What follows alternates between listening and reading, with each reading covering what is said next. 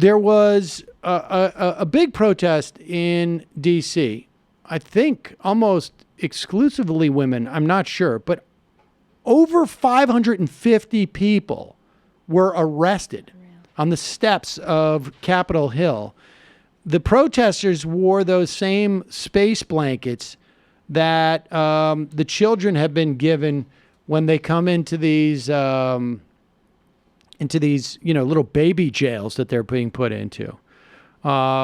Here is video of 575 people protesting, and they were all arrested at the Capitol. That's a lot of people to be arrested.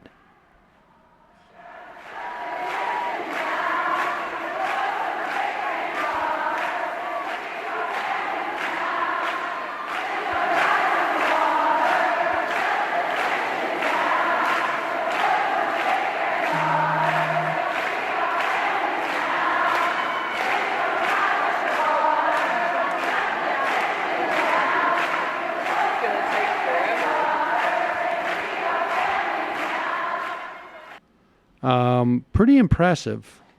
And I don't know, the idea that like, don't keep Sarah Sanders from getting into a restaurant. It's going to motivate the Republican base. I'm sorry. I don't think so. Here's more footage of people getting arrested in the, and is this in the actual Capitol building? It looks like it's, oh, they actually cuffed her. They didn't do the yeah, they didn't do the plastic things. This is full on cuffs for some of these people. Kirsten Gillibrand, who didn't support. What's that? Kirsten Gillibrand, who. Right. Blumenthal's there.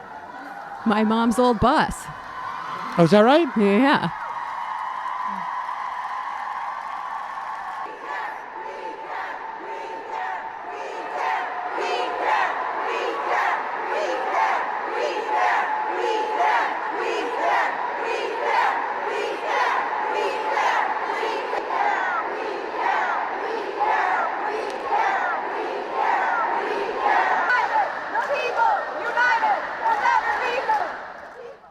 There you go. More footage. There's going to be a lot more of that, obviously, this weekend. And then I think we're going to see a lot more of this as we get into the process of picking a new Supreme Court justice. Yeah. Do you know what groups put on that protest? I'm not sure, actually, who organized that. Do you know, Brendan? People that were there. I know, yeah. Pramila Jayapal was there. Pramila, Linda Sarsour, I believe, was there. I don't know what the organization is that did it. Women's March organization. It was Women's March. It's been pretty inspiring, I gotta say, to see the way the whole left, from liberals to leftists, are organizing around this issue, each in their own way. Like, we saw a lot of the occupations were done in coalition by various leftist groups, ISO, DSA, MAC, and we're also seeing liberals, and that's great. Yep. We need more of. What's the immigrant voices? What's the immigrant rights group? I can't remember. They were there too. I'm thinking of. I'll look it up.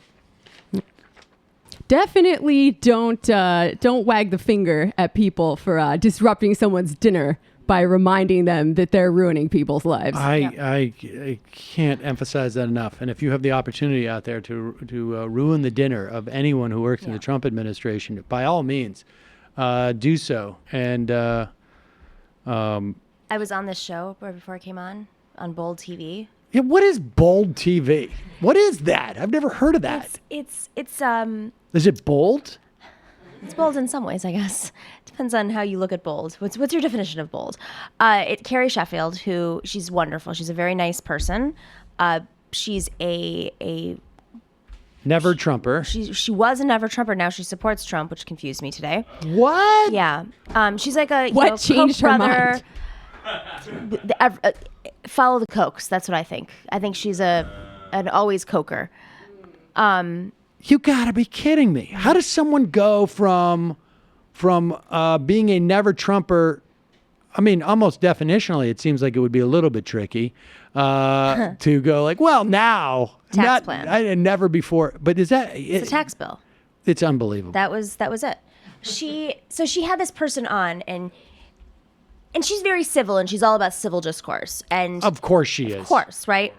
And she goes, I can't believe it. Someone called me a racist. And I go, well, you're a capitalist. And she goes, what do you mean? I said, well, all right. Do you think that your economic policies hurt certain people? And she's like, no, it's, I think that everybody has a right to whatever bullshit that they say. And I said, well, the problem is that your entire system is based on inequity, and who does that affect? And I don't have to convince you guys how this works. But she had this woman on, Joy Villa, the woman who was at the Grammys and wore that Trump dress. You know what I'm talking about?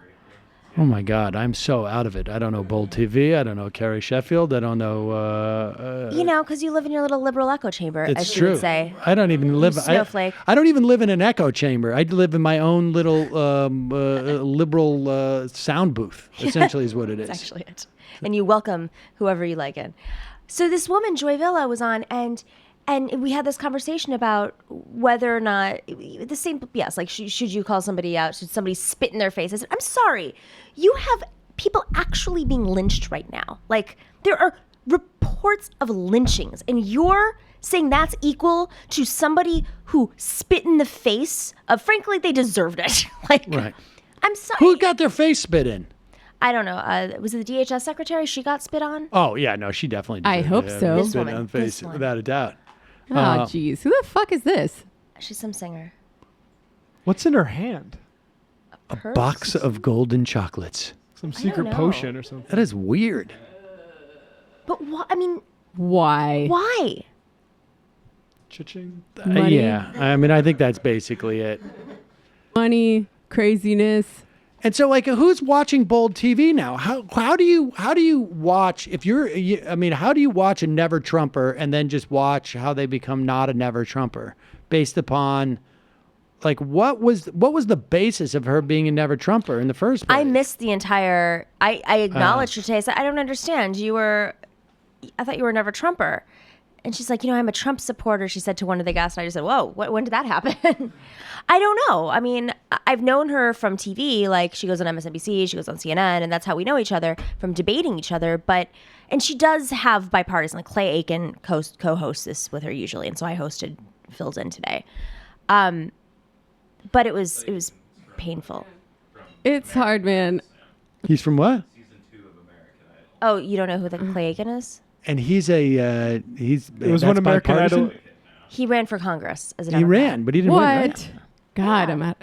Well, it was a I few need to years ago, stay wasn't up this to date year? on this. Yeah. I mean, I have a lot of experience as member of the far left, dealing with people who don't necessarily share my views.